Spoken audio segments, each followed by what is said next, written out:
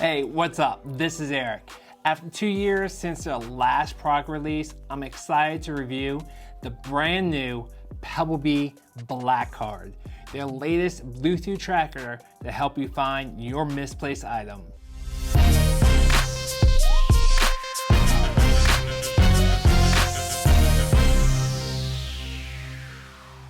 If this is your first time here and you love different types of tech, home automation, GPS trackers, Bluetooth trackers, this is the place to be. I hope you will consider subscribing.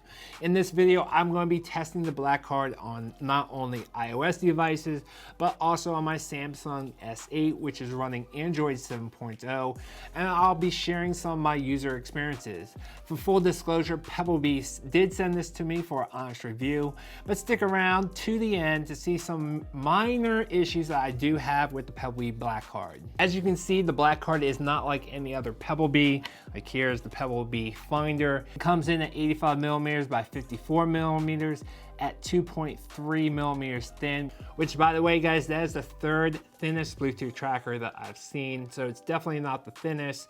It is a perfect fit for any wallet though, because it's about the same size as a credit card.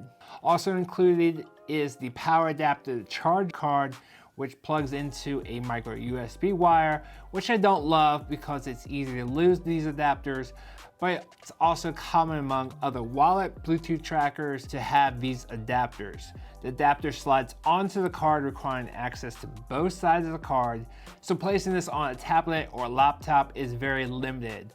We'll talk more about this in a moment. Because it has a charging adapter, the Blackcard does not require any changing of the batteries every year like the previous Pebblebees. The manufacturer says the battery on the Blackcard lasts up to 3 months. I will be updating my pros and cons list with my actual battery life testing, so definitely check that out right up there. You can easily add this Blackcard to the app on iOS devices 9.3 and above, or Android 5.0 with Bluetooth 4.0. It paired up right away for me. You can name the device something that will remind you which device is which or where you put it. Most people will put the Blackcard in their wallet, but I can also see people putting this in jackets, ID holders, passport holders, and even on laptops or tablets. The placement of your Blackcard is all depending upon your imagination. If you happen to misplace your things, you can quickly go into the app, hit the find button to make your device ring, which the volume on the ringer was an impressive 101.4 decibels, which is the loudest wallet Bluetooth tracker that I've tested. It can also work in reverse. If you happen to lose your phone, you can double press the button on your Pebblebee card and it will ring your phone even if your phone is on vibrate.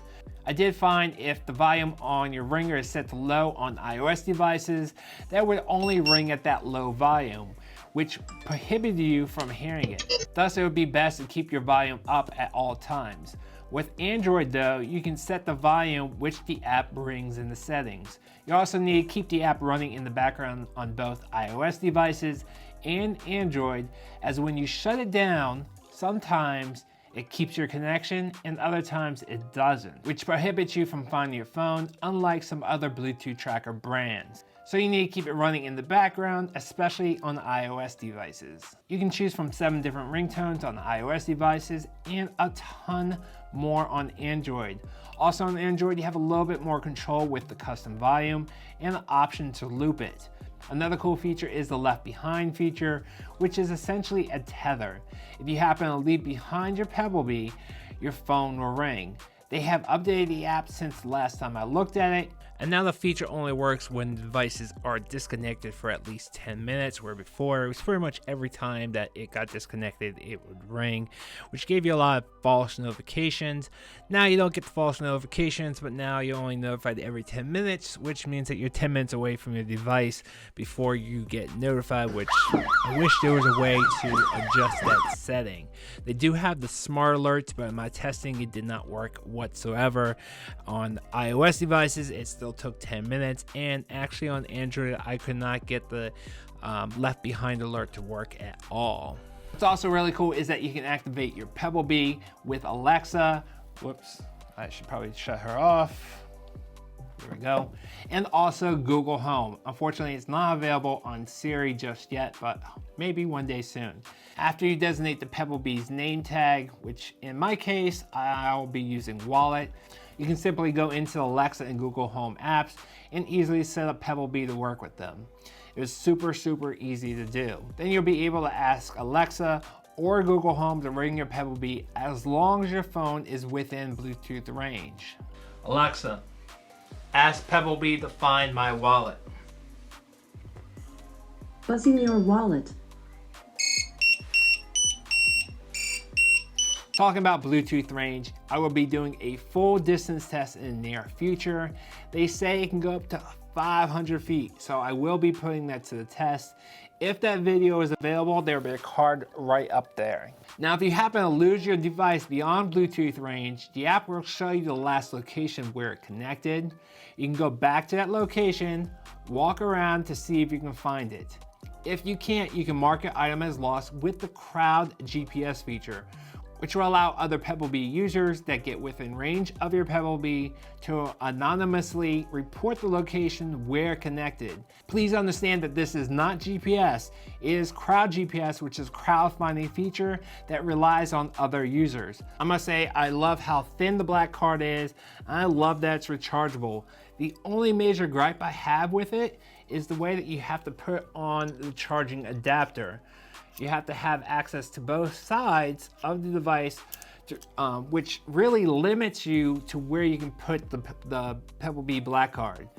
If you want to try put this on, say, a laptop or a tablet, you won't be able to charge it. I guess you could do some surgery to the bottom of, oh, here it is. I guess you could do some surgery to the bottom of the adapter, take off that plastic, but you're taking a chance that it's still going to work afterwards, and then how's it going to stay on? I guess you could tape it on temporarily. I've covered a lot of Pebblebees in the past, and I will continue to cover them in the future, so definitely check out this Pebblebee playlist right there, and be sure to subscribe if you're brand new here. I will see you guys next time. Thanks for watching.